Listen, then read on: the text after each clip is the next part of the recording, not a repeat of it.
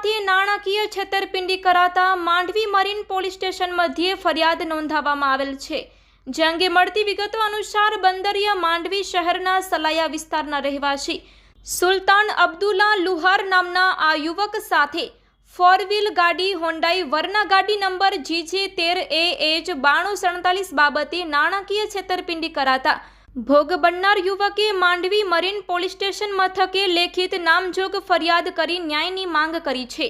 યુવકના શબ્દોમાં જાણીએ તો તે માંડવી તાલુકાના મોટા સલાયા મધ્યે મારા સંયુક્ત કુટુંબ પરિવાર સાથે રહે છે અને પોતાના કામકાજ અર્થે જરૂરત હોતા 1 વર્ષ અગાઉ તોશીફ મધરા રહેવાસી આશલડી તાલુકો લખપત દયાપર પાસેથી હોન્ડાઈ વરના ગાડી લીધેલ, જેમના રજિસ્ટ્રેશન નંબર GJ13AH 9247 ગાડી લીધેલ અને અનુસંધાને તેઓ બંને પક્ષો તરફ અરસપરસ વકીલ મારફતે નોટિસ લખાણ કરેલ છે અને લખાણ કોપી પણ મને ખોટી રીતે સુનાવણી કરીને મારી પાસેથી લઈ લીધેલ છે। એ હોન્ડાઈ વરના ગાડીનો સોદો તેઓએ ₹7,90,000 રોકડા પૈસે કરેલ હતો।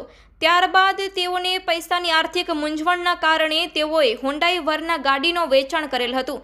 ઉમરજત રહેવાસી આશલડી તાલુકો લખપત દયાપરનો મોબાઈલ ફોન દ્વારા ફોન કરેલ અને ત્યારબાદ ઉમરજત અને તેમની સાથે અન્ય 3 લોકો આ માલિકીની ગાડી જોવા માંડવી તાલુકા મોટા સલાયા ગામે આવ્યા હતા। થોડીક વાતચીત અને ચર્ચા વિચારણા કર્યા બાદ બંને પક્ષકારોની સહમતિથી હોન્ડાઈ વરના ગાડીનો સોદો કરવામાં આવ્યો હતો અને ₹5,80,000 એના અનુસંધાને સુથી પેટે ₹5,000 3 દિવસ પછી ઓનલાઈન ગૂગલ પે મારફતે મોકલાવેલ। ત્યારબાદ નિયત કરેલ બાકી નીકળતી રકમ આજ દિવસ સુધી આપવામાં આવી નથી। સમય અંતરાલય તેઓએ તેમની સાથે રૂબરૂ મળીને જણાવ્યું હતું કે અમારા બાકી નીકળતા પૈસાનું શું થયું, તો એ લોકો તરફથી એવું કહેવામાં આવ્યું કે અમો બેંક મારફતે લોનની પ્રક્રિયા કરેલ છે, લોનની રકમ આવી જાય તો અમો તમારા પૈસા આપી દઈશું, પણ આજ દિવસ સુધી તેમના તરફથી કોઈ પણ જાતનો જવાબ આપવામાં આવ્યો નથી અને ત્યારબાદ અનેક વખત મોબાઈલ ફોન ઉપર ફોન કરવામાં આવ્યા પણ ફોન ઉપાડવામાં નથી આવતા। વધુમાં મળતી વિગતો અનુસાર ફરિયાદીની માલિકીની હોન્ડાઈ વરના ગાડીનો નામકરણ પોતાના નામે કરેલ અને એ બાબતની ફરિયાદીને કોઈ પણ પ્રકારની જાણકારી આપવામાં આવી નથી અને તેની પાસેથી કોઈ ડોક્યુમેન્ટલી દસ્તાવેજ કે ન કોઈ ડોક્યુમેન્ટ મેળવેલ। આ રીતે તેમની સાથે વિશ્વાસઘાત કરવામાં આવ્યો છે અને મોટર વ્હીકલના નિયમનો પણ અનાદર ભંગ કરવામાં આવ્યો છે। આ મામલે પોલીસ મથકે ફરિયાદ નોંધાવવામાં આવતા પોલીસે તપાસ હાથ ધરી છે। સાહેબ, અપેક્ષા તો એવી છે કે હમણાં જે પીઆઈ છે, જાંબાજ પીઆઈ છે, ગઢસીસામાં હતા, એકદમ સારા પીઆઈ છે, કોન્સ્ટેબલ હેડ કોન્સ્ટેબલ જે અધિકારી પણ સારા છે, એમને અમે રજૂઆત કરી। અમે રાષ્ટ્રીય દલિત અધિકાર મંચનો અમે આગેવાન છીએ માંડવીમાં। સુલતાનભાઈ આવ્યા 2-3 દિવસ પહેલાં કે મારાથી 5,30,000ની છેતરપિંડી થઈ છે, તો અમે અરજી કરી છે પીઆઈ સાહેબને અને સંપૂર્ણ અમને ન્યાય મળે એવી અમારી આશા છે પોલીસ ખાતામાં। પોલીસ સદા પ્રજાનો મિત્ર છે।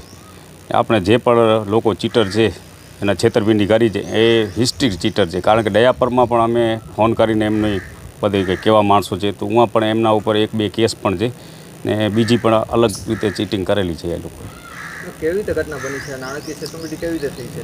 છેતરપિંડીમાં તો એવું છે સાહેબ, એક આ ભાઈએ ગાડી લીધી દયાપરથી જ 7,80,000માં, પછી કોઈ ભાઈ દયાપરના જ આવ્યા 5,80,000માં ગાડી લઈ ગયા। ₹50,000 ગૂગલ પે ઓનલાઈન એને કર્યો કે લોન કરાવીને હું ગાડીના પૈસા દઈ દઈશ। આ મહિનો દિવસ થયો એને પૈસા નથી આપતો ને લારા આપે। આ લોકો બિચારા ગયા પણ હતા, તો હવે એમને એમ કે તમારે જ્યાં ફરિયાદ કરવી હોય, જ્યાં તમને જવું હોય જાવજો, હું પૈસા નહીં દઉં। આમ તો આ લોકોને મહિનો થઈ ગયો છે ને આમાં બીજા પણ કોઈક એવા ચીટર હશે, છેતરપિંડીવાળા માણસો એમાં જોડેલા જ હશે, કારણ કે આ લોકો બિચારા મહિનોથી દોડે છે, બધી જગ્યાએ ગયા, એ લોકોને ન્યાય ન મળ્યો।